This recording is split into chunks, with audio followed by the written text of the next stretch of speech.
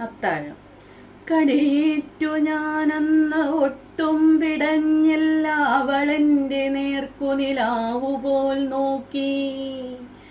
നെടിയ വർണ്ണങ്ങളെ ശിരസിലാവാഹിച്ച പടുസൂചി എന്റെ ഞരമ്പിലേക്കാർന്നു. ഒരു നോട്ടമെത്താ കയങ്ങൾക്കുമപ്പുറം ഒടുവിൽ ഞാൻ അവസാന മധുരം രുചിച്ചു. പതിയെ കയ്പു പടർന്നെന്റെ ഹൃത്താഴം. അരുചിയിലവളുടെ ദന്തം ചുളുങ്ങി വീണ പൂമ്പാറ്റയുണങ്ങിയ പാടന്റെ താണമിഴികൾക്കിടയിൽ പടർന്നു.